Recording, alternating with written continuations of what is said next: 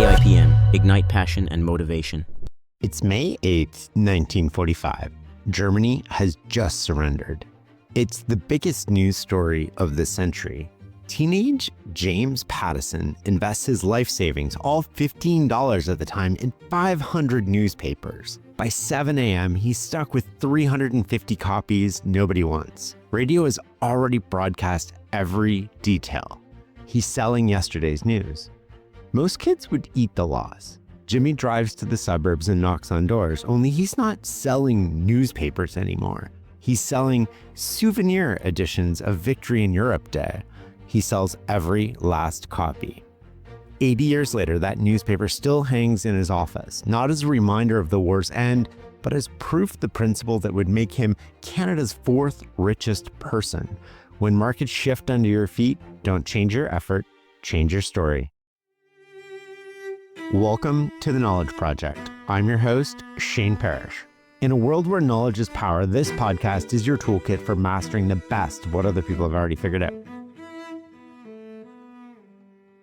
Jimmy Pattison is 96 years old and still runs a $16 billion empire every single day. That's not a ceremonial title. That's not showing up for board meetings. That's running 50,000 employees across 600 locations from his Vancouver office. While most founders sell out, burn out, or get pushed out, Jim's been building the same company for 63 years. His ownership stake, 100%. He never finished college, never worked at Goldman Sachs, never raised venture capital. He got fired by his mentor after 10 years of loyalty, had his bank loans called with 60 days notice despite perfect payment history, and he lost multiple acquisition battles to the biggest players. Instead of folding, he learned three principles that let him outlast every competitor. First, when markets shift, don't change your effort, change your story. The same newspaper that's worthless at 7 a.m. becomes a collector's item by noon. Most people see problems. Pattison sees opportunities. Second, boring businesses that print money beat exciting businesses that burn it. While everyone chased the next big thing, Pattison bought coal terminals and grocery stores. Guess who's still standing? Third, anonymity is the acquirer's best friend. He executed Western Canada's first hostile takeover using his car dealership credit line. Then he did it again and again. This episode reveals how a kid selling garden seeds door to door built one of North America's last great private empires. But here's why it matters to you. His playbook is still relevant. It still works. Whether you're buying your first business or running your 10th, these aren't historical curiosities. They're executable strategies. Fair warning, after hearing this, you might never look at public companies this same way again. Remember to stick around at the end for my reflections and lessons learned, or visit fs.blog/podcast to see them. It's time to listen and learn. This episode is for educational and informational purposes only.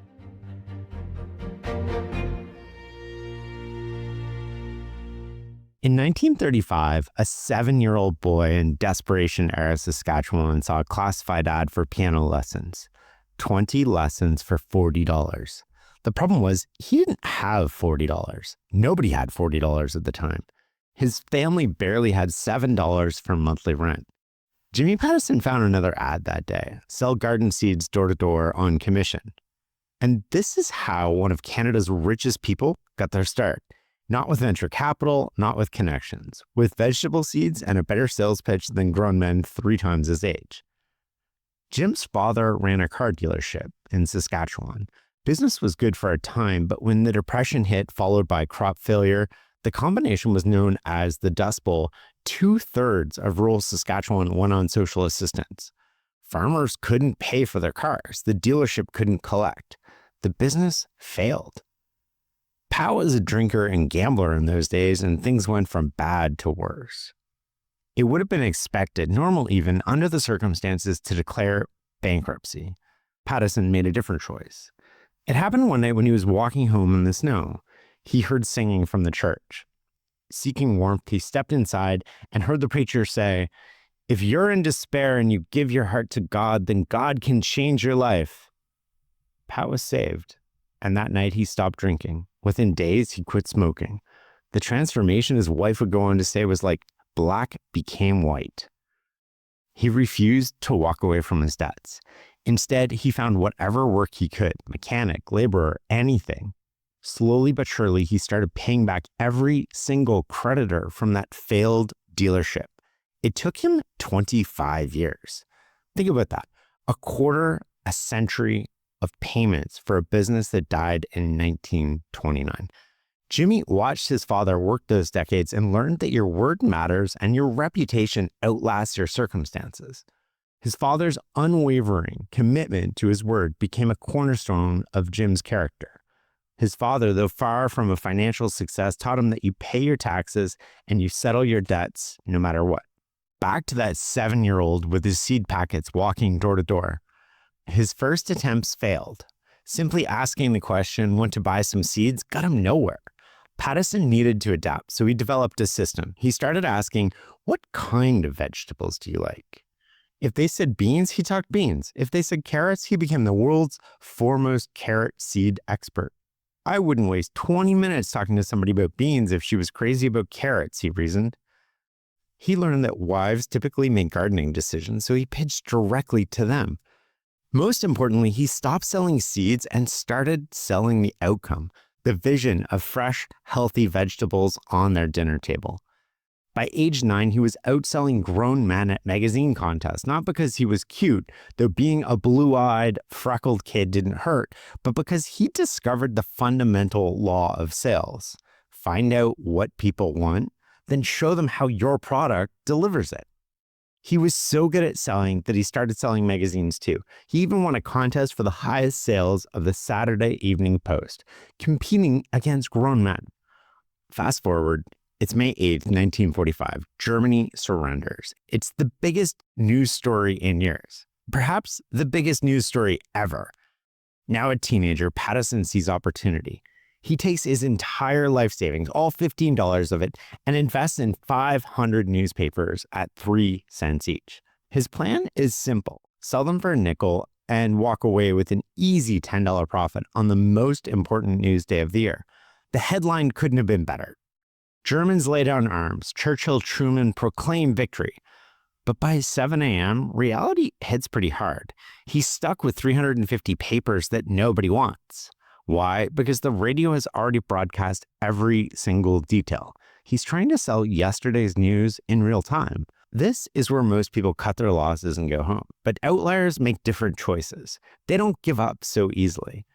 Pattison loads those papers into a car and drives to the suburbs. He goes door to door. But here's the key. He's not selling newspapers anymore. He knows that won't work. Instead, he's completely reframed the product. These aren't just papers, there's souvenir editions of the day the war ended, and it works. He sells every last copy. We talk about the power of positioning your product in episode 201 with April Dunford. 40 years later, that newspaper still hangs on his office wall, not because it reminds him of Victory Day in Europe, but because it taught him 3 lessons about business. First, when you get knocked down, you bounce, you don't break. Second, when markets shift underneath you, sometimes you just need to reposition the product. And third, inventory has a hidden expiration date. Even newspapers, which everyone thought were good for 24 hours, can become worthless in minutes when better technology comes along and makes them irrelevant. Jimmy enrolled at the University of British Columbia for commerce, but he only lasted 3 years. He dropped out just 9 credits short of his degree. So why would someone quit that close to the finish line? Because he was getting a different education, one that happened in the driveways and parking lots and not lecture halls. His operation was beautifully simple. He knew broke college students needed cars but lacked buying savvy, so Jimmy became their trusted advisor. He'd borrow $350, buy a car, and sell it within a week to repay the loan. Then he'd repeat the cycle every evening, scouring classifieds for mispriced cars, driving them to campus and flipping them for $50 profits and taking the bus home. It was exhausting, but it worked. During summers, he tried to get a job selling cars, but his youth and small frame were met with skepticism. He accepted a job washing cars on the condition that he could try his hand at sales when the main salesman took lunch. This was the only opportunity he needed. In his first week alone, he sold 3 of the 7 cars on the lot. Before long, he was their top performer. The university wanted to teach him about business, but the used car lot, that was teaching him business. The choice became obvious. Jimmy went on to become a manager at one of Dan McLean's dealerships. Once he started working under McLean's mentorship, Jim's natural talent evolved into something more precise. McLean was a figure of silver-haired aristocracy, part of Vancouver's elite, with a straightforward philosophy. You're my servant, I'm your boss. This translated into a rigidly formal relationship for Pattison, characterized by yes, Mr. McLean, and no, sir. Despite never sharing a meal or casual conversation over the years together, Pattison held enormous admiration for McLean. More valuable than friendship, McLean granted him complete autonomy to run the new lot, which was precisely what Pattison wanted. Much like Anna Wintour, episode 233, who went to run Viva, not because it was her dream job, it wasn't, but because it offered her complete autonomy. Understanding from his father that reliability built trust, Jimmy ensured he was always present whether McLean dropped by at 10 in the morning or 10 at night. This dedication helped keep McLean satisfied as his new lot under Pattison's diligent management became highly profitable. Under McLean's mentorship, Pattison perfected the close, that crucial moment that turns interest into commitment. His main move was deceptively simple. When customers hesitated, he'd lean in and ask, whose name would you like me to put this car in? Not if they wanted it, but whose name should it be in? If they worried about color, he wouldn't dismiss their concerns. Instead, he'd patiently explain why white was easier to maintain in Vancouver's climate. If payments were the sticking point, he'd sit down with their entire household budget, actually pull out a pencil and paper, and find small savings in their cigarettes or entertainment budget. He wasn't just pushing products, he was solving problems. Every obstacle was simply a problem to be overcome. Running McLean's lot provided Pattison his first real taste of management. He handled hiring and firing and conducted the weekly sales meetings, always seeking fresh, impactful ways to motivate his team, once famously throwing a rock through a plate glass window to jolt a lethargic sales force. Behind this spectacle and showmanship, he was learning harder lessons about leadership. In December 1950, just before Christmas, he had to fire a salesman who wasn't performing. The man was married, about 10 years older than Pattison. And when Jimmy called him into his office and said, "It isn't working out, Charlie, I have to fire you," the man started to cry. Jimmy cried with him and then fired him anyways. 2 years later, Jimmy had developed what outsiders would call ruthless, but what he saw as a very necessary policy, crystallized in one brutal rule. Every month, whoever sold the fewest cars got fired. No exceptions, no negotiations, no second chances. Now, that sounds harsh, and it was, but Jimmy saw it differently. In his mind, he was doing them a favor. As he put it, they were never going to be successful at selling cars, so why shouldn't they cut their losses and become mechanics or teachers or something they'd be good at?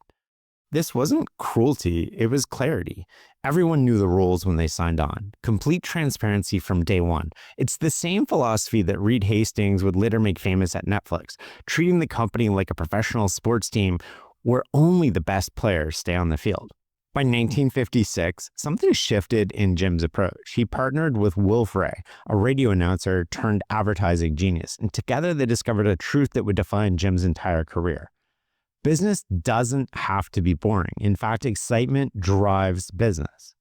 Their sales meetings became legendary performances. One day, Jimmy would announce, "Today we're going to sell 100 cars, and to do that, we have to pull some rabbits out of the hat." On cue, Wolf would appear dressed as a magician, yanking actual rabbits from a top hat and letting them loose across the showroom floor. The customer promotions got even wilder. They staged the world's largest checker game, models in bathing suits as human pieces. They brought in performing monkeys wearing overalls. They even hired the Levy brothers, two 7-foot-tall twins, just to stop traffic. But the real showstopper was what everyone called Pattison's Folly. It was a freestanding electrical sign more than 10 stories tall that cost $100,000 in 1959. You could see it from 10 miles away, a blazing monument to automotive excess. Was it ridiculous? Absolutely. Did it work? Absolutely. They sold 1,046 cars in a single month, more than any North American dealership had ever achieved. The numbers didn't lie. The lesson here, you need to find a way to get your message heard. Timothy Eaton learned theater was the best way to get people into his department store. Richard Branson learned showmanship is the best way to get media to cover you. Elon Musk does the same thing. In a crowded world, you need to find a way to get people's attention. Of course, showmanship isn't always loud. In episode 218, I talk about how Estee Lauder mastered the art of quiet showmanship. After 10 years of building McLean's empire into something extraordinary, Dan McLean made Jimmy an offer that should have been irresistible. 25% ownership, paid from future earnings. This was it. Instant millionaire status, the dream Pattison had chased since childhood. But there was one catch. He'd have to partner with McLean's son-in-law, Peter Burks. And something about that arrangement didn't sit right with Pattison. His response was immediate and absolute. I wouldn't be interested. A month later, Jimmy walked into McLean's office to do the professional thing. He gave a year's notice, plenty of time to find and train a replacement. McLean's response a few weeks later caught him completely off guard. We've decided that there's no reason for you to stay here anymore. We want you out of here today. Just like that. After a decade of loyalty and record-breaking success, Pattison found himself standing on the street with nothing but a white Cadillac convertible and a decade's worth of hard-won wisdom. The most devastating part wasn't the firing itself, it was the silence that followed. McLean never explained why, no discussion about what went wrong, no acknowledgement of what they'd built together. Just done. Step back and look at the pattern emerging here. A 7-year-old boy learns to sell by asking what people want, not what he has. A teenager discovers that the same newspaper becomes a different product when you change the story around it. A college dropout realizes that trust is built by solving problems, not pushing solutions. As manager, he creates clarity through brutal transparency. Everyone knows exactly where they stand. As a showman, he understands that entertainment doesn't distract from business. Sometimes entertainment is the business. Each lesson built on the last, each failure becoming tomorrow's advantage. Jimmy Pattison started with nothing but prairie dust and determination. No trust fund, no connections, no safety net. Just an uncommon willingness to knock on doors and ask better questions than everyone else. The boy who couldn't afford piano lessons would eventually own the company that made pianos. But first he had to learn something fundamental about human nature. Success isn't about what you're selling, it's about understanding what people are buying. As Jimmy Pattison stood on a Vancouver street corner with nothing but a white Cadillac convertible and a reputation, he didn't see disaster, he saw opportunity. Within weeks, he was back to curbing cars, buying from classifieds, selling from parking lots, just like his college days. But this time was different.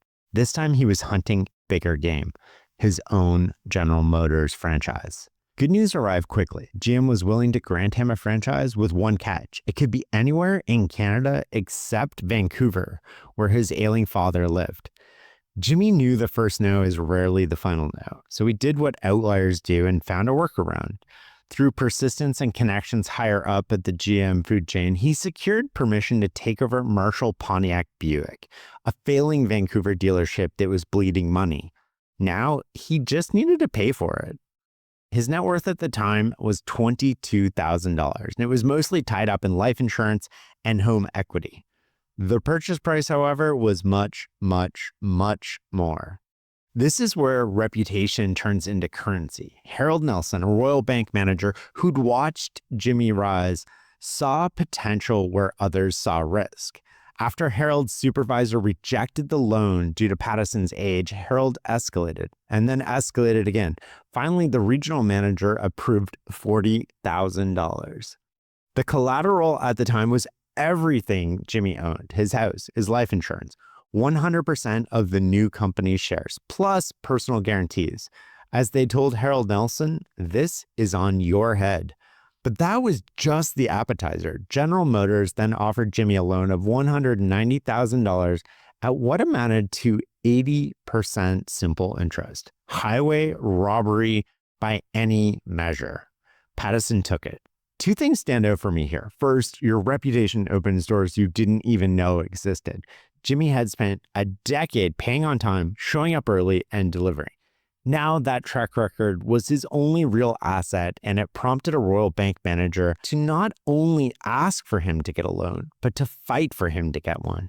Second, Pattison believed in himself and was willing to go all in. He put everything on the line. The dealership Jimmy inherited was, in his words, run like a country club. His previous operation had moved 1,000 cars monthly. Marshall Pontiac barely managed 25. Pattison applied everything he'd learned, slashed staff from 100 to 57, brought in his own salesman, battle-tested from his previous dealership. No sentiment, no second chances. Month 1, $14,000 loss. Month 2, $12,000 loss. In 60 days, he'd burned through most of his personal net worth. By month 3, the dealership turned profitable. By month 19, he'd repaid General Motors their entire $190,000, the fastest payoff in history. When he exceeded GM's forecast for both volume and profitability in year 1, GM's vice president sent him a note. "Keep reaching, Jim. The stars are never beyond the touch of those who see them clearly." Pattison had aimed high, and others were starting to take notice. They had no idea what was about to come. While other dealers focused on selling cars, Jimmy discovered leasing, an emerging market everyone else ignored. The economics were beautiful. Steady margins, predictable cash flow, and when leases ended, it created a continuous supply of quality used cars to sell. He built one of Canada's largest fleets with over 4,000 vehicles. "My philosophy has always been that I'm in the new car business to buy and sell used cars," Pattison explained. New cars were commodities, same model, same price at every dealer. But no two used cars were identical. That's where the real money lived. More importantly, leasing guaranteed future business. If he buys a car from us, he may not necessarily come back, Pattison said, but if he leases our car, he has to return and we get the chance to sell to him again. Pattison understood that in a commodity business, you win by changing the game. Leasing wasn't just a financing option, it was a customer retention system disguised as a payment plan. Success, however, created its own problems. Jimmy found the perfect location for a bigger dealership. GM killed it because it was too close to another dealer. They countered with a site on Main Street and an ultimatum: take it or leave it. Jimmy was horrified. There's never been a single successful retailer on Main Street, never, ever. But he had no choice. The Main Street location never thrived. Yet, this constraint became a gift. GM policy prevented him from owning multiple franchises at the time. Stuck in a mediocre location, his growth was capped. So he started looking beyond cars. Two things stand out for me here. First, the environment matters. Pattison had the same skills in two different car dealership locations, and one thrived and one was, as the kids say, mid. Second, constraints don't limit options, they reveal them. Blocked from expanding horizontally into cars, Jimmy was forced to think vertically into other industries. As a major advertiser, Jimmy understood radio. He also understood opportunity when he saw it. CJOR was perfect because it was perfectly terrible. It was dead last in Vancouver ratings for 15 years, and it was known mainly for its religious programming and racetrack coverage. But Pat Burns had changed everything with his provocative Hotline show, pioneering call-in radio in Canada. The show's success came with controversy. The broadcast board criticized Burns for wild opinionizations and ordered the station sold, the first license revocation in Canadian broadcasting history. 20 companies lined up to buy. Jimmy needed an edge. He found it in Rolf Cunningham, owner of Cunningham Drugstores and president of the Vancouver Board of Trade. The partnership gave Jimmy both capital and credibility.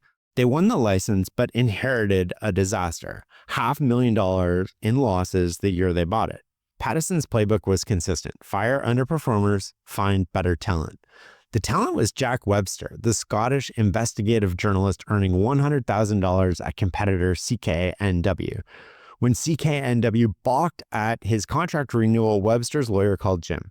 They sealed the deal over dinner and a handshake. Webster brought his entire audience with him. CJOR began climbing the ratings.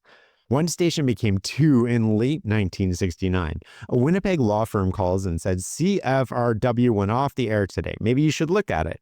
The station hadn't turned a profit in 6 years. Now it was dead. In Canada, if a station stops broadcasting, the government can cancel its license. Pattison checked the airline schedule and called 5 staff members. Get on a plane tonight. Before dawn, they were in the abandoned station signing on with a newscast cobbled together from newspapers. Winnipeg woke up to the headlines, "Mystery radio station on air." The station that had signed off forever the night before at 5 p.m. was somehow broadcasting by morning with a ghost staff nobody recognized. Pattison bought the station for $100,000. Within 6 months, it was Manitoba's top rock station. What's instructive here is that speed matters more than perfection. While competitors formed committees and conducted studies to see if it made sense, Jimmy put people on a plane. By the time others finished their analysis, he'd already turned the business around. By 1967, his empire gave him a net worth of $760,000. More importantly, diversifying from cars into media had given him something money couldn't buy: credibility with Canada's financial establishment. At a young president's organization's meetings, Jimmy encountered a new breed of businessmen, conglomerate builders. Companies like Litton Industries and Jimmy Lynn's LTV Corporation had cracked the code on rapid growth through acquisition. The magic was earning per share. If your stock traded at a higher multiple than your target, you could buy their earnings and instantly improve your own. Do this repeatedly, and you could create growth impossible through operations alone. Growth was rewarded with a higher share multiple, creating a flywheel. Listen to episode number 225 with Henry Singleton to learn more about conglomerates at this time and how the acquisitions worked. At one YPO seminar, Pattison met Bob Halliday from Boise Cascade. Under Halliday's leadership, Boise had grown from $35 million to nearly $1 billion in a decade. Their earnings per share had increased 7-fold. Jimmy approached him with characteristic directness. "I'm about to build one of the first Canadian conglomerates. I picked out a company and I'd like your advice." The company was Neon Products, the finest sign company in Canada. They manufactured neon signs, dominated Vancouver billboards, and had $16.4 million in forward contracts. Predictable cash flow that Jimmy had learned to value from leasing. They were also publicly traded. With 600 employees and $8.5 million in sales, Neon generated $664,000 in profits and sat on about $1 million in cash. The company was dramatically undervalued relative to its earning power. There was just one problem: Neon wasn't for sale. Walking through a hotel lounge one day, Jimmy overheard the conversation that changed everything. The apparent controlling shareholder, Arthur Christopher, didn't own much stock personally. What Christopher had was control of the board, a loose set of alliances, as well as being able to set the default recommendation on the proxy card that gets mailed out to shareholders. While large shareholders often take the time to read proxies, many individual shareholders do not. They simply just follow the board's advice. If such a small percentage could control the company, Pattison realized that theoretically, he just needed to own more shares than the current group. But executing a hostile takeover would require Wall Street expertise and complete secrecy. Bob Halliday gave him exactly the introduction he needed. "My name is Jimmy Pattison. You don't know me? I want to build a Canadian conglomerate." "Who are you?" Mike Dingman asked. "Jimmy Pattison, a car dealer in Vancouver." The chutzpah of this moment is breathtaking. A small-town car dealer cold calling a Wall Street partner with dreams of building an empire. Most people would have hung up, but Mike Dingman didn't hang up. Mike understood ambition. At 35, he was a general partner at Burnham & Co., later to become Drexel Burnham Lambert. Like Pattison, he dropped out of college and had taken an unconventional path. He'd taken a pay cut from $50,000 to $30,000 just to learn investment banking. Jimmy flew him out to Vancouver, took him on a harbor boat tour, and delivered a slide presentation of his business. It was corny, Pattison admitted, but it worked. Mike saw past the small scale to the obvious energy of the man running them. Here's what fascinates me here. Jimmy didn't pretend to be bigger than he was. He showed exactly what he had: a car dealership, some radio stations, and a bet that his ambition would be more compelling than his assets. And he was right. For the takeover to work, Pattison needed to move in silence. "These guys, they control the town," Jimmy explained. "If I had said I'm a car dealer and I want your company, I would have been thrown out." Neon's board was considered Vancouver establishment, and while he owned only a few percent, Arthur Christopher de facto controlled the company, a vulnerability Jim could exploit. Starting in September 1967, Jimmy bought small blocks through the New York and Toronto brokers. Never enough to trigger suspicion. He used his $1 million credit line, originally for car inventory, to accumulate shares at $7 each. By November, he controlled 6%. Then came the call that changed everything. Christopher himself wanted to sell his entire block of 175,000 shares. He had no idea who the buyer was, and Pattison wanted to keep it that way. The negotiation happened by phone through intermediaries. Christopher wanted $11 per share, Jimmy countered at 10, and they settled at $10.75. When the deal closed, Christopher's reaction was priceless. Jesus Christ, the guy only lives 2 miles from me. Where the hell is Jimmy getting all that money from? With that, Jimmy Pattison had executed Western Canada's first major hostile takeover. He'd gained control of a public company with $8.5 million in sales and 600 employees. The establishment directors resigned in protest. Jimmy was named managing director with a mandate to acquire more companies. The car dealer from Saskatchewan had entered the big leagues. What strikes me most about this story is Jimmy didn't wait to be ready. He didn't ask permission. He wasn't qualified to run a conglomerate. He didn't have Wall Street connections. He didn't have the capital, but he started it anyway, figuring it out as he went. That's the difference between dreamers and builders. There are no perfect conditions, only imperfect starts. In 1968, Jimmy Pattison was about to learn the most expensive lesson of his career. Sometimes being right about the idea means nothing if you're wrong about the timing. The conglomerate era was in full swing. Jimmy Lynn had turned $2,000 and an electrician shop into Ling Temco Vought, a $3.7 billion colossus. Stock multiples made acquisition math irresistible. What Pattison didn't know, what he couldn't know, was that he'd arrived at the party just as the cops were pulling up outside. Pattison renamed Neon Products to Neonex International. The name itself was peak 1960s corporate ambition. Neon from the Greek word for new, X for expansion, international for dreams bigger than Canada. In Neonex's first year, Pattison evaluated over 200 companies and bought 13. The first major score was Overweight Tea, a grocery store with a quirky origin story founded in 1915 by a tea blender who gave customers an extra 2 ounces, overweight tea. It had 51 stores, but just 3% of the BC food market. The deals came fast. Northern Paint in Winnipeg, Reamer Express Lines, a trucking company run by Mennonites who made Jimmy go to church with them for months before agreeing to sell. Acme Novelty, built on the brilliant scam of membership cards that made customers feel like insiders while paying retail. By the end of 1968, the transformation was staggering. Neonex had grown from 600 to over 4,000 employees. Annual sales jumped from $8.5 million to $159 million. Pattison hadn't just become a millionaire by 40, he'd blown by it. The stock market ate it up. Shares jumped 20% in 1 hour after announcing a carpet acquisition. With multiples of 15 to 20 times earnings, each acquisition made the next one cheaper.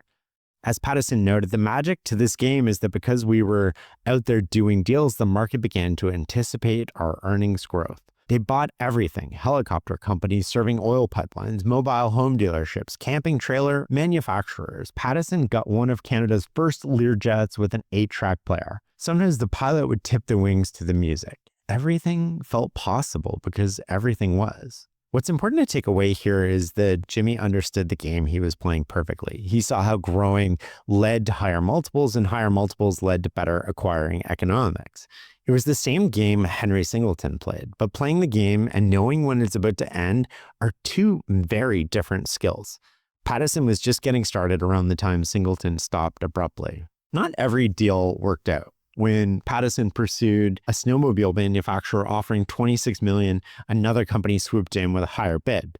Sitting alone in a Montreal hotel room after losing, Pattison called room service. "I would just like a piece of toast." "Toast, monsieur?" "Yes, and burn it on both sides, please."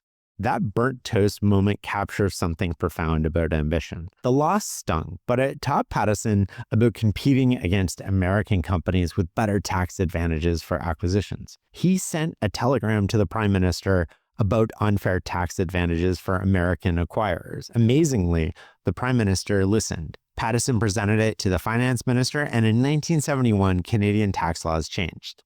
But winning battles doesn't mean you're winning the war.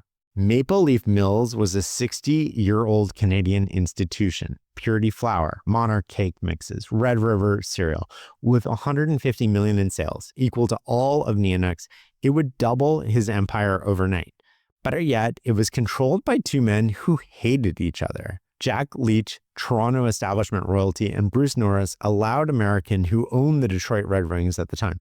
Their fathers had been partners, and the sons couldn't stand to be in the same room together. Jimmy saw opportunity in their dysfunction. Through Wall Street connections, he arranged to buy Norris's shares and approached Leach with the same offer. Leach's response, Neonuc's, I've never heard of it. What is it? A contraceptive? Then Molson Industries entered the fight. The headlines captured the mismatch. Jimmy Pattison versus the Molson family. This is not to be believed. It's like the Bowery Boys versus Chase Manhattan Bank. It was like David versus Goliath. Jimmy, however, won control with 51% of the shares, but he made one fatal error. He never told his banker, Neil McKinnon, the chairman of Canadian Imperial Bank of Commerce, about the takeover attempt. 2 days before Christmas, as he scrambled to close the Maple Leaf deal, his bank delivered a message that changed everything. They'd lost confidence in him. All loans due within 60 days. Pattison was stunned. I just didn't appreciate how the Canadian banking system really worked. When he finally met Bank President Larry Greenwald, the message was brutal. Fire yourself as CEO or lose all credit. Pattison spent 2 weeks at the Royal York Hotel in downtown Toronto while McKinnon refused to see him. A bank executive later confessed, "It was the old boys' school that put you down, Jimmy. You never had a chance." The Canadian banks operated as a cartel. When Jimmy tried shopping for new credit, another bank president delivered the truth. You're wasting your time. You won't get any major Canadian bank to take over our loan. Only Dick Thompson at TD Bank broke ranks, extending $2.5 million, barely enough to make payroll. The lesson here is clear. In establishment games, the rules aren't written down. Jimmy had broken no loan covenants, missed no payments. His crime was threatening the order of things. Sometimes the most dangerous competition isn't in the market, it's in the country club. By February 1970, Jimmy was down to his last card. Through Wall Street contacts, he'd arranged British financing at 13% interest, usury rates that would hand over control to foreigners. Instead of taking it, he used it as leverage. Walking into Greenwald's office, he laid it out. Gentlemen, you called our loan and we've now got the ability to pay you, but I've decided it's wrong for a Western Canadian company that has broken no agreements to dilute its ownership to foreigners. I started as a used car salesman, and I'm prepared to go back and be a used car salesman again. The bluff worked. The banks extended credit for 6 months, but the damage was done. Sometimes the most dangerous moment in business is when everything seems to be working perfectly, because often that's when the music is about to stop. As the conglomerate bubble burst across North America, Neonuc shares fell from $45 to 80 cents. Jimmy faced a board revolt from the two original Neon directors he'd foolishly kept on. They demanded his resignation, striking when he was weakest. But Jimmy had learned about power. He called a board meeting in Toronto when one director couldn't attend, flew in loyal directors by private jet, and outmaneuvered the coup. The two directors resigned in protest. Meanwhile, as companies collapsed like dominoes, the carpet wholesaler lost its key supplier, $1.4 million write-off. The 1973 oil crisis killed recreational vehicles. As gas prices tripled, Acme Novelty's membership card gimmick got crushed by real discount change. The failure taught Jimmy why the entire conglomerate movement was doomed. First, financial engineering is no substitute for operational excellence. The accounting that made conglomerate math work was being exposed as sleight of hand. Growth through acquisition was being replaced by actually improving the businesses you own. Second, the myth of management genius transferable to any industry was just that, a myth. It turns out running a carpet company required different skills than selling cars. Who knew? Third, market cycles matter more than market genius. The conglomerate era was built on rising markets and cheap credit. When conditions changed, the model collapsed. Without high stock prices, you couldn't acquire. Without acquisitions, you couldn't show growth. Without growth, your stock price fell. The circle became a death spiral. What strikes me the most about this story, Jimmy learned these lessons the hard way, but he learned them completely. Most people who ride a bubble convince themselves they're geniuses. When it pops, they blame bad luck or unfair treatment. Jimmy did neither. He looked at the wreckage and asked, what did I miss? That question and the honest answer to it made all the difference in what came next. The boy who repositioned newspapers as souvenirs was about to reinvent himself one more time. Recovery during the early 1970s was slow and humbling for Jimmy Pattison. He had to liquidate entire companies, sell his Learjet, and even return paintings from his office walls. The empire he'd built through financial engineering had collapsed into rubble. But here's what separates survivors from casualties. Jimmy didn't blame the market, the banks, or bad luck. He blamed his philosophy. Jimmy gathered his remaining executives for what he called a corporate pep rally. Sitting around a simple table, they heard a transformed leader deliver a message that was part confession, part warning, part battle cry. Things were about to change. We aren't going to suffer fools gladly, he began. And we have been tolerant in the past on a few occasions, but we don't intend to be anymore. People are going to come through for us. You know, this starts from Jimmy down. We all got to produce. I've got to produce. Everybody around me has to produce. Gone was the hands-off conglomerate philosophy. No more, we acquired it. You run it. The new rule was brutal in its simplicity. We acquired it, so let's run it together. Most importantly, he was abandoning the drug that had nearly killed them, growth for growth's sake. We're not interested in doubling the size of the company for the sake of having more sales. We're only interested in what it's going to do for the share growth of this company. He slammed the table with each word. The only thing that's going to count is solid earnings, quarter by quarter by quarter. What strikes me here, most leaders who fail this spectacularly either disappear or double down on their mistakes.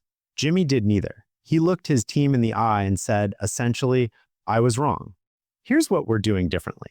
That takes a particular kind of courage. Jim's transformation went beyond speeches. He implemented 3 concrete changes that would define his companies forever. First, brutal honesty about problems.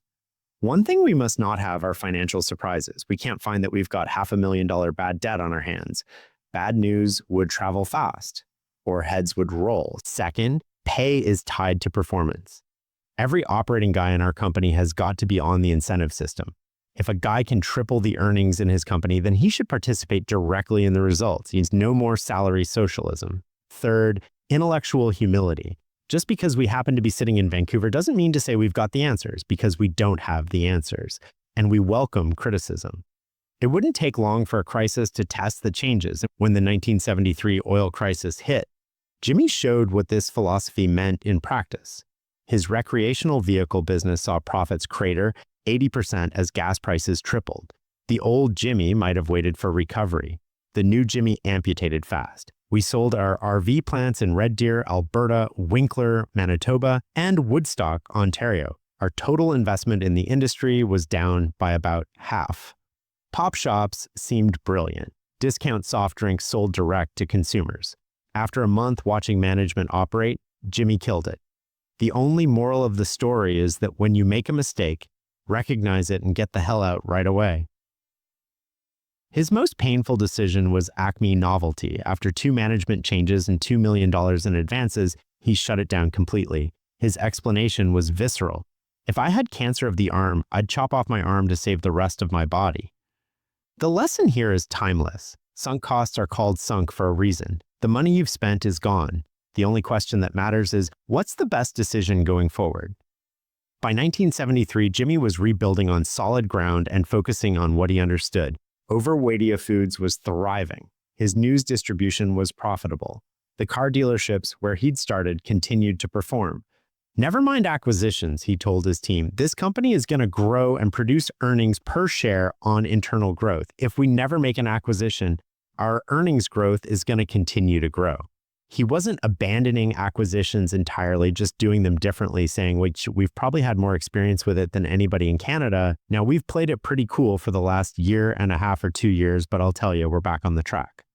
The difference was discipline. Future acquisitions would have to meet specific criteria, and they would be in industries where Jim's team had expertise, and they would be managed hands-on, not left to run themselves. But the real breakthrough came at a 1976 dinner. Bill Bellman, one of Jim's executives, had just returned from a young president's meeting, buzzing about something called return on invested capital. A consultant named Kurt Simons had presented a new way to measure diverse businesses with a single yardstick. "We won't wait till tomorrow," Jimmy said, when Bellman suggested they attend Simons's lecture the next day. That night, they took Simons to dinner at High's Encore and hired him on the spot. ROIC became Jim's new religion. Instead of just measuring profits, they'd measure operating profit against capital invested, receivables, fixed assets, inventory, minus operating liabilities. This revealed true returns without the distortion of debt financing.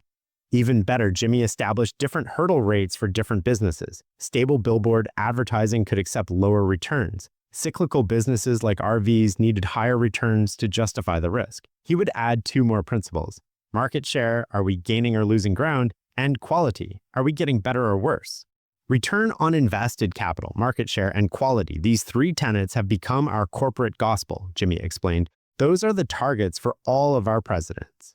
From the start, our managers know where the pins are.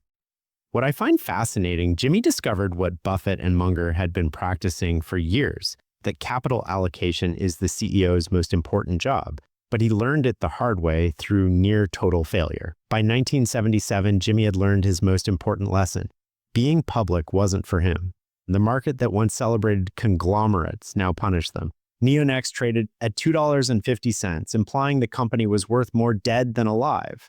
The quarterly earnings calls, the short-term pressure, the market's bipolar moods, all of it distracted from building real value. "Let's see if the shareholders want to sell out to us," Jimmy suggested one morning. He offered $3 per share, a 20% premium. When some shareholders demanded $4, Jimmy patiently negotiated. On November 1st, 1977, Neonext International disappeared into Jimmy Pattison landed at a private company. As Jimmy joked, "If we wanted, we could hold our next annual meeting in an elevator." Investment Reporter captured the moment. It seems to symbolize the end of that brief era when any company with a name ending in -x-, -ix- or -tron was assured of some following with a certain segment of the investing public. Jim's new philosophy was crystal clear: no partners, no shareholders, no relatives. In January 1981, Jimmy stopped to help a boy with a broken bicycle. "Hit a rock that had fallen from the cliffside," the boy explained. As Jimmy loaded the bike, the boy added proudly, "Oh yeah, the best bike I've ever had. It's Japanese. This is my 3rd bike, but this is the very best one." Driving away, Jimmy had an epiphany. His calculator? Sharp. Japanese. The Nikon camera his photographer friend called the finest in the world? Japanese. The motorcycles roaring past? Japanese had 90% of that market. "I remembered when Japan used to export almost nothing but shoddy imitations," Jimmy reflected. Something fundamental had changed. The numbers from his new Toyota dealerships confirmed it. General Motors spent $331 per car on warranty repairs. Toyota spent $31. While 64% of American cars had defects in the first 6 months, only 32% of Japanese cars did. Jimmy flew to Japan to meet Eiji Toyoda, chairman of Toyota Motor Corporation. His question was direct. "What is the secret of how you've captured market after market?" Toyota's answer was simpler than Jimmy expected. "There is no secret. The whole of Japan has a strategy, a national strategy of commitment to quality." How do you teach 100 million people about quality? One by one. Japanese executives spelled out 5 keys to their quality system. 1. Tally the defects in the system. 2, analyze the facts of their tally. 3, trace the defects to the source. 4, correct the defects at the source. Record what happens thereafter. The quality revolution. At Toyota City, Jimmy discovered quality circles, small groups of employees meeting voluntarily to solve workplace problems. The statistics staggered him. 40,000 Toyota employees submitted 400,000 written suggestions in 1980, 10 suggestions per worker per year. But would it work with North American workers? Jimmy found proof at a former Motorola plant now run by the Japanese. When American managed, the plant produced 140 defects per 100 TV sets. Under Japanese methods with the same workforce, defects dropped to 4 to 6 per 100 sets. Warranty costs fell 90%. At age 52, I had found religion, Jimmy wrote. Not the spiritual kind, but a philosophy of running a business in the best interests of both the corporation and the employee. Jimmy introduced quality circles across his companies. Never mandatory, but eventually 125 circles operated throughout the group. A computer services company improved accuracy from 78.5% to 97.7% in under a year. A car dealership's inspection checklist increased service revenues by $140,000 annually. At Mainland Magazine, employees solved in one weekend a problem that had stumped managers for 3 months. The first 3 years, the Quality Circle program cost us $1 million annually, Jimmy noted, but the return on our investment is tremendous. Whatever you want to call the Quality Circle concept, it's employee involvement, Jimmy concluded. And with a real commitment from management, boy, does it work. The pattern here is unmistakable. Jim's greatest insights came from his greatest failures. The conglomerate collapse taught him about capital allocation. Being fired taught him about control. And watching Japanese companies eat his lunch taught him about quality. Each disaster contained the seed of his next breakthrough. The used car salesman had become a student of excellence, and class was just beginning. Jim's conversion to quality fundamentally changed how he thought about his business.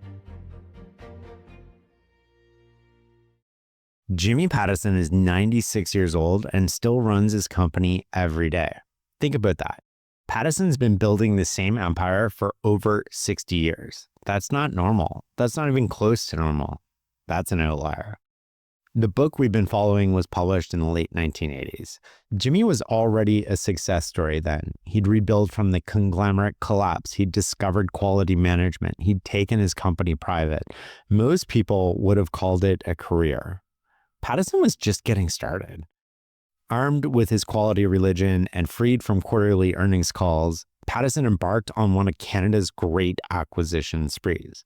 But this wasn't the scattered shopping of his conglomerate days. It was targeted. Every move now reflected hard-won principles. Buy good businesses in industries you understand. Improve operations relentlessly. Build dominant market positions. And most importantly, think in decades, not quarters. Entering the 1980s, Pattison executed one of his shrewdest strategic pivots. Sensing an economic downturn on the horizon, interest rates were soaring and a recession loomed in the early 80s, he bucked the prevailing corporate trend of aggressive empire building. Instead, he did the opposite. He liquidated the weakest 20% of his assets, converting them into about $140 million in cash and liquid investments. This was a contrarian move that puzzled some observers at the time. But when the recession hit Canada in 1981 and 1982, Pattison's company was not only insulated, it was positioned to go bargain hunting. As John D. Rockefeller said, the strong feed during the depressions. As the economy recovered in 1984, he unleashed that war chest a little to acquire new businesses at distressed prices. That year, he bought Canadian Fishing Company, entering the resource sector. The next year, he bought Ripley's Believe It or Not, launching him into entertainment. These weren't random purchases. They were patient moves into industries with durable competitive advantages. The 1990s revealed Pattison's evolved strategy. In 1990 alone, he acquired 4 packaging companies: Food Service Packaging Group, Flexible Packaging Group, Coroplast, and Montebello Packaging. This wasn't conglomerate thinking. This was strategic clustering, building scale in industrial manufacturing where operational improvements compound. In 1994, he bought control of West Shore Terminals, a publicly traded company in BC that's a coal export facility. Infrastructure plays like this generated the steady cash flows that let him be patient everywhere else. What fascinates me here is that Pattison learned the best acquisitions aren't the exciting ones. They're the boring ones, the ones that print money for decades, the ones that nobody pays attention to. Coal terminals aren't sexy, neither are packaging plants, but they fund empires. Pattison's most visible empire building happened in plain sight, your local grocery store. Starting with overweight tea in 1968, he systematically assembled Western Canada's largest food retail network. Bilo Foods in 1995, Cooper's Foods in 1999, Quality Foods, and Choice Markets in 2017. Each acquisition strengthened his regional dominance. Then, in 2024, at age 95, Pattison made his boldest grocery move yet. He acquired Save Mart companies, Save Mart, Lucky, and Food Max stores across Northern California. Suddenly, his grocery store empire stretched from British Columbia to Sacramento. This is where private ownership shows its power. A public company making this many grocery acquisitions would face a little bit more scrutiny, activist investors, and quarterly earnings pressure. Jimmy faced none of that. He could build patiently, improve operations quietly, and strike when opportunities appeared. Parallel to groceries, Jimmy built something even more powerful: control over commercial communication across Western Canada. Radio stations, outdoor advertising, television properties. Then in 2020, he bought the remaining Canadian magazine and book distribution business. The News Group became the sole major distributor of periodicals in Canada. If you bought a magazine anywhere in Canada, Jimmy Pattison's company probably delivered it. That's not market share, that's market control. The lesson here is clear. In winner-take-all markets, being number two is just a polite way of saying you're losing. Pattison didn't want to compete in these markets, he wanted to own them. Let's just think about the numbers here for a second. By 2023, the Jim Pattison Group had become a behemoth. 50,000 employees across over 600 locations. Operations spanning multiple countries, annual sales exceeding $16 billion, Canada's second largest privately held company, over 300 grocery store locations, over 25 car dealerships, the second largest John dealership in Canada. Out-of-home advertising, which is billboards and transit ads, is another strong arm. The divisions like Pattison Outdoor and Neon Products, the group is the largest player in Canadian outdoor advertising, controlling a huge share of billboards and signage. Perhaps a poetic outcome given Pattison's first neon sign endeavor in the 1950s. And the entertainment group, which owns Ripley's Believe It or Not, the Guinness Book of World Records, and Great Wolf Lodge. The empire now spans 25 to 30 divisions, from automotive dealerships, food retail, media packaging, resource extraction, financial services, entertainment. It looks like a conglomerate. What is remarkable is that Jim Pattison owns 100% of this. Each business meets Jim's three criteria: strong returns on invested capital, leading market share, and obsessive focus on quality. Each acquisition gets integrated, improved, and held forever. No financial engineering, no quick flips, just patient operational improvement compounding over decades. From a 7-year-old selling seeds door to door to running a $16 billion empire at 96, Jimmy Pattison's journey defies every modern business convention. He never went to business school, never worked at McKinsey, never raised venture capital, never IPO'd. Well, he did sort of take over a public company, but he hated it so much that he bought the company back. Instead, he learned by doing. He failed spectacularly with conglomerates, got schooled by Japanese quality, discovered that boring businesses with good returns beat exciting businesses with poor returns. And most importantly, he learned that private ownership lets you play a different game entirely. The empire continues to grow. It's still privately held, still focused on operations, and still driven by principles learned when a Saskatchewan farm boy discovered that success isn't about financial engineering. It's about the fundamentals. Serve your customers well, treat employees fairly, measure what matters, and never stop improving. What strikes me most about this story is that Pattison built one of North America's great business empires without ever forgetting the lessons he learned selling seeds door to door. Find out what people want, give it to them better than anyone else, and when you make a promise, whether it's delivering seeds or running $1 billion company or paying back your debt, keep it. The boy who couldn't afford piano lessons didn't just end up owning the piano company, he built an empire that will outlast him, all because he'd learned that in business, like in life, fundamentals never go out of style. For 6 decades, he's reframed every obstacle into opportunity, just like those worthless newspapers became priceless souvenirs. That Victory Day in Europe newspaper still hangs in his office, proof that when you refuse to accept failure as final, even yesterday's news can fund tomorrow's empire. All right, let's go off the cuff here and talk about some of the things that I learned, my reflections while researching, and some lessons you can take away here. One, Pattison has what I like to think of as the money-making gene. His formative years during the Depression instilled frugality, work ethic, and perseverance in the face of hardship. Even as a youth, he showed so much entrepreneurial initiative, launching many ventures from seeds to donuts and working multiple jobs, which honed his sales skills. You know, one of the things that struck me reading about Jimmy Pattison was my conversation with John Bragg and the episode we did, and John's reason for staying private. And I think that there's a lot of similarities between Jimmy Pattison and John Bragg. And if they haven't met, I'm willing to connect you, reach out to me. I'll make it happen. But these guys, there's a lot of similarities. So John Bragg, you know, he likes being private. He doesn't like having to answer to shareholders. He likes being the flexibility that being private affords. Pattison sort of learned that lesson too. Can you imagine your share price going from $45 to 80 cents and then taking out the company at $3 and just operating it in private? There's so much less scrutiny, so much less regulatory, you know, not everybody's in your business. You're not giving information to your competitors. There's a lot of advantages to being private over being public. One of the sayings that Pattison said over and over again that I loved that didn't sort of make its way into the episode is, if you like your work, it's not work. And so he quips this every time he's asked why he never takes a vacation. So if you like your work, it's not work.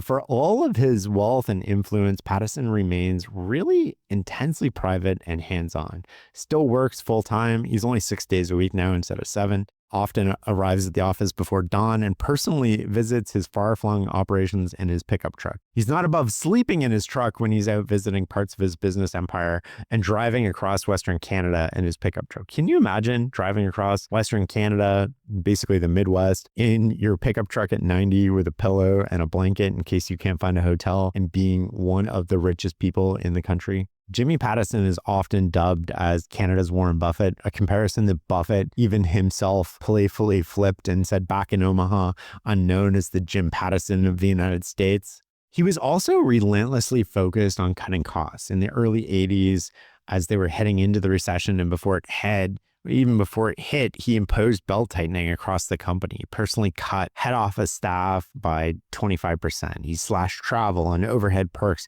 even canceled newspaper subscriptions to save pennies. And he told everybody, we've got to get our costs down if we're going to continue to grow. And I think ruthless expense management is key here. He did the Expo, 1986, the Vancouver Expo. And we didn't talk about this in the episode, but he ran this and he ran it successfully and under budget, brought in all this money, all these companies to Vancouver. But, you know, his management style, by all accounts, is intense.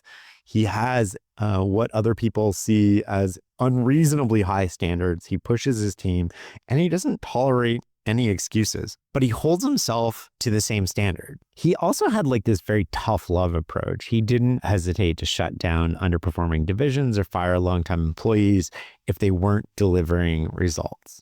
Yet employees who embraced his high standards often stayed with him for decades, and they were richly rewarded. Pattison fostered loyalty by sharing the wealth with top performers, but he expected them to run a lean, results-focused operation, just as he did.